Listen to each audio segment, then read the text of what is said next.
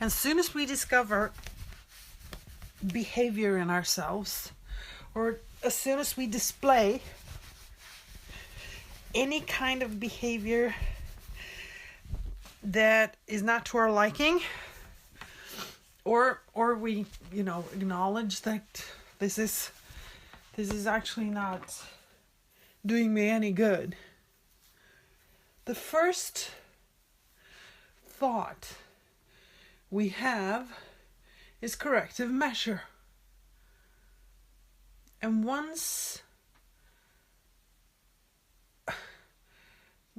we've started the corrective measure, the gift will remain wrapped. It will remain hidden. It will remain. And I just discovered this because the other day I had bought myself a box of licorice. And once I started eating them, I couldn't stop.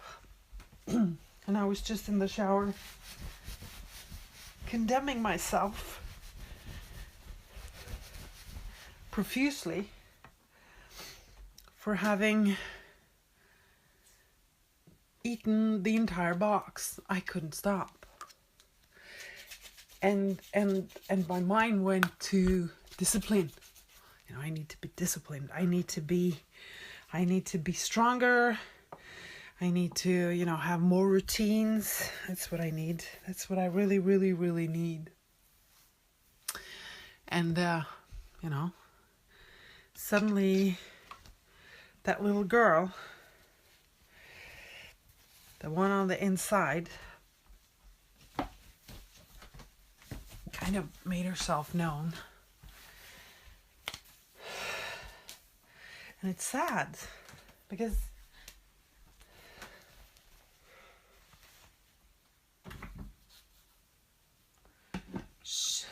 she's doing the best she can.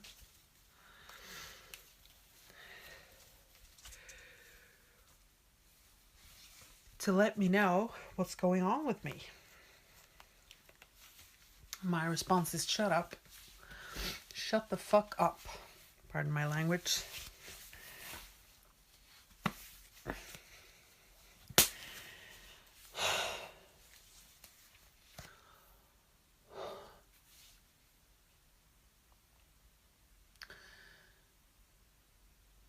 All my behavior,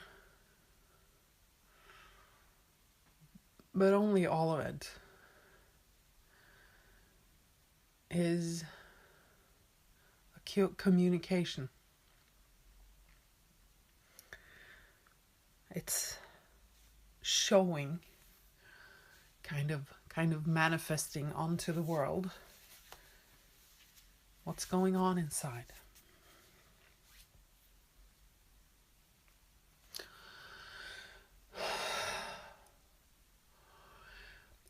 And at that moment with the licorice, it was desperation. And I've had it more than once with edible substances.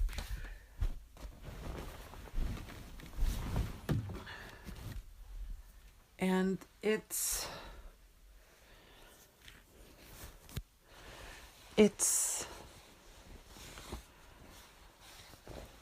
a communication. I'm showing myself, okay, right now, what's going on in here is a desperate need for energy. And since you've blocked off the sort of divine path, I'm going to have to gorge on licorice.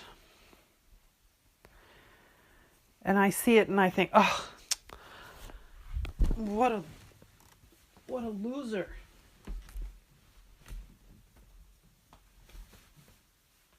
And in literal terms, I'm the loser because I'm not recognizing the need. I'm dismissing the need. I'm saying that the need doesn't exist. and just saying that I'm doing something bad. Now, noticing that eating a box of licorice is possibly not the kindest thing I can do to my body is a good thing. In my view, it's good. We're being honest about that. But condemning the behavior and then demanding it be different. And when I look at it,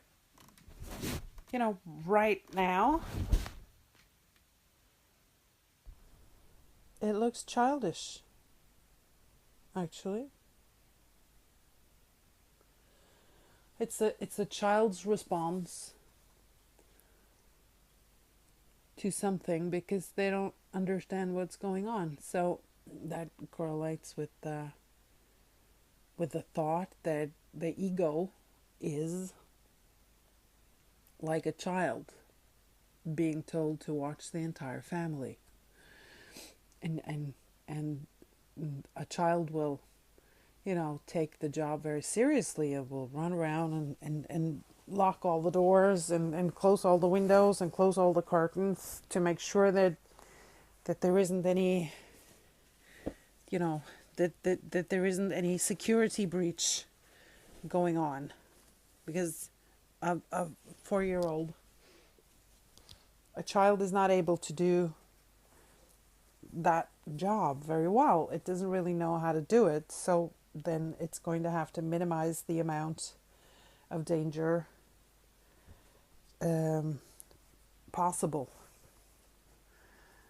But the thing is that our ego, that part of the sort of apparatus, what we want from it is for it to notice discrepancies. Yeah, wasn't able to say that.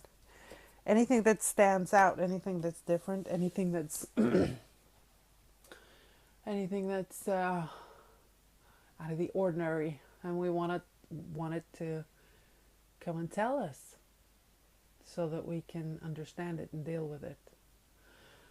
And in this ego-oriented sort of world that we have, it's the 4-year-old tending to the family all the time, and the heart or any of the other parts that actually know what they're doing doesn't come into play, because it's the ego running the show, and most of our reactions then become a bit juvenile. And I certainly noticed that in myself. So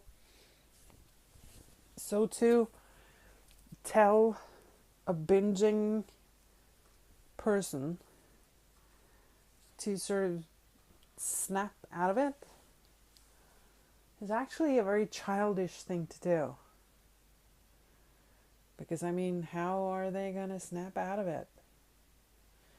There isn't a process. It's just demand. Figure it out. Don't come here and ask us for help in changing. Just change. Do it alone. Don't bank on any love from any of us, because we don't have any. So you just figure it out on your own.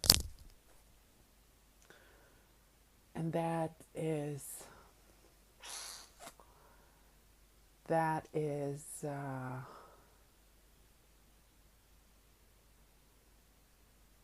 so,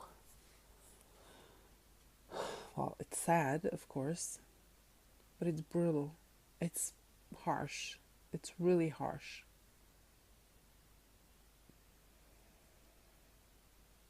So, right this moment, I'm noticing me binging on licorice, and I'm saying, hey, what's going on? And she says, well, I can't get enough. I feel compulsed. I can't stop. All right, that's okay. You can't stop. All right. That's okay. I'll be with you in your can't stopping. I'll hold your hand. And she relaxes a bit, and she's relieved and unclenching a bit. And right now she's not reaching for another licorice.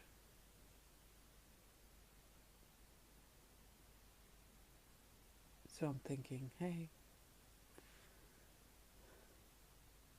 I love you. I understand how hard this is for you. Actually, it's not hard at all. That's funny. It's not hard for her. It's hard for the ego. It's hard for the belief that it should be different. But it's not hard for her because she's just displaying the behavior that comes with the thought, that comes with the emotion. And once she's getting what she needs, it's not difficult for her to stop at all. It's not hard for her.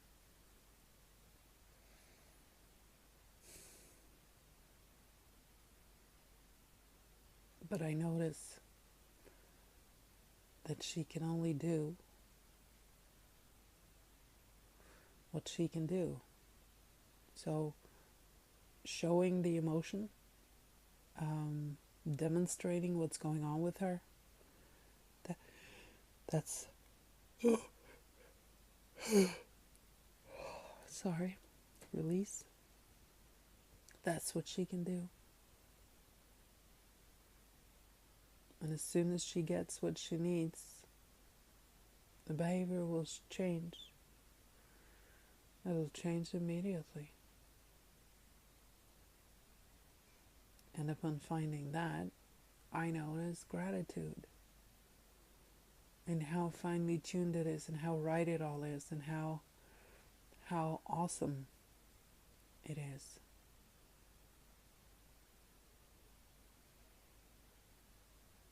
And I'm balking a bit at that, so I'm not being 100% honest to myself.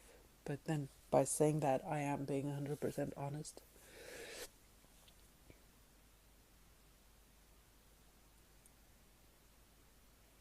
So there is gratitude, and there is still a part of fighting it, and all is well. I'm still fighting it.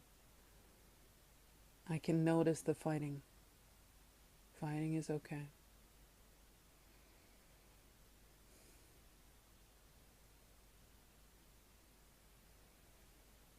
And so, yeah, I'm still at war here. Tried to move it along for the sake of the audio, but she wasn't having that. I'm here. I understand that you do what you need to do, that you show me what there is in you, and that what you show me is 100% pure. I can mistake it for the ego, but as soon as I'm clear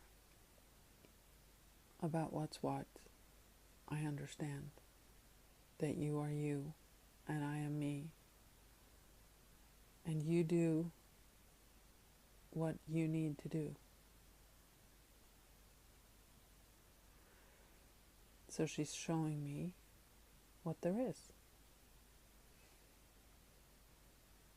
So that's all she can do. She's 100% honest, and she's always showing me what there is.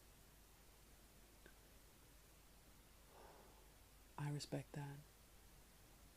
I understand what that means. That means that Her behavior isn't something for me to correct. Her behavior is something for me to learn from. And I'm willing to learn from that. And I am grateful. I'm grateful that she's always honest. That I can trust her completely. And that no matter how many times I sort of fail her, I will always get a second chance. I will always get another chance. Second chances are long gone. We're in the millions. I'll always have another chance to understand what she's telling me.